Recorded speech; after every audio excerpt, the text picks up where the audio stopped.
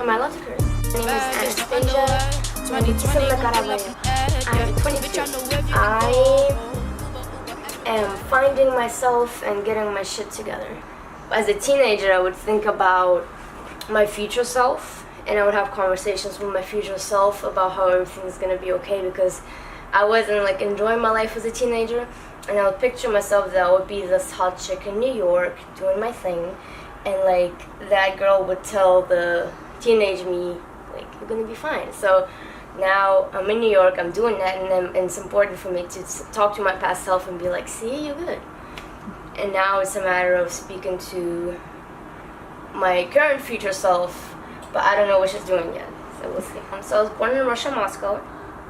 I left there when I was 9. My mom says it was 10, I'm sure it was 9. We moved to Copenhagen, Denmark. The reason being is because my mom was a single mom, and she found this American guy online, and they met a couple of times, fell in love, whatever. And he was living in Copenhagen he was a single dad. So they met each other a couple of times, and we ended up moving to Copenhagen to live with him, and they eventually got married. And we were there for 2 years, so now I had a dad and a brother. They hated Copenhagen because it was cold, and I don't know, they just didn't like Danish people. So we decided to move to Spain, so we took all our savings and moved to Spain. So we lived in Spain for about 7 years. Spain was beautiful, the people were amazing. We lived by the beach, we lived in the province of Malaga, and then we ended up moving up to the mountains in this little town called Casares, and I met the sweetest people there. Everyone treated you like family. But things got hard there because my dad had health problems. He had difficulties finding a job. So it was kind of, we just struggled there a lot, even though it was a beautiful place, which is weird to have like sad memories in a beautiful place. But he ended up dying there out of kidney failure. And at this point, my brother already left. He moved in with his mom back in Canada. So my mom and I were able to get our paperwork. She is a widow. And we moved to America, which is really ironic because we all planned to move to America together, but we weren't able to move until he died. So it's kind of like he's, I don't know, sacrificed himself, whatever. And then we moved to America. And then in America, I've been now on and off for 4 years. We moved to North Carolina. Sorry, my cigarette.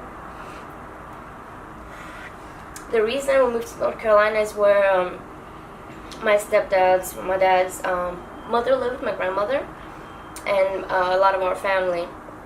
So we lived with my grandmother there for a while. At his funeral, I met a lot of his kids from his previous marriages, and I met one of his sons. We got along really well. He lived in Toronto. So that's how I eventually, after a year and a half of living in North Carolina, moved to Toronto. I didn't move there. I went there on vacation and I never came back. And I was there for 10 months. It was fun times. It was a place I really discovered myself. I got to be myself. It was the first place I've been in the city after living in Spain and North Carolina for so long. So it was amazing. It was very formative years for me. Formative months for me is where I like dyed my hair and everything. Then things happened in Toronto. I couldn't really work there. I was still on vacation, and I really wanted to get my life together. But I had really close relationships in Toronto, so I ended up moving to Buffalo, which I thought was the closest city in America to Toronto. It was about 2-3 hour drive. And in Buffalo, I just got a job.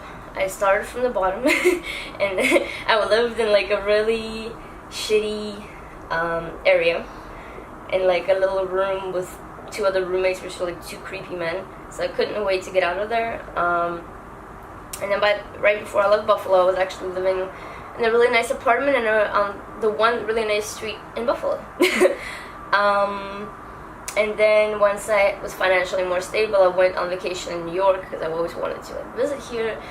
And I liked it so much, I came back to Buffalo. I was like, yeah, I can't stay here. So I hit up the photographer I met there who said, oh, you should move to New York, probably as a joke. And I was like, yeah, I'm gonna move to New York. And now I'm here. I've been here for like almost 6 months now. and I'm loving it. I'm broke, but I'm loving it. Why I can survive in any city is because I said so. I've been, like I said, as a teenager living in Spain in a more rough situation, I definitely learned how to take care of myself and take care of others. And then as I moved to Toronto, I was able to learn to have self-confidence and really believe in myself. Although I don't speak to my family much, I know although they don't agree with 90% of my life decisions, I know they support me. I know my dad's always protecting me from above. And yeah, I just, I have fun, but I know my priorities, and it's not a question of will I make it, it's I know I will make it. So I'm just working on making it.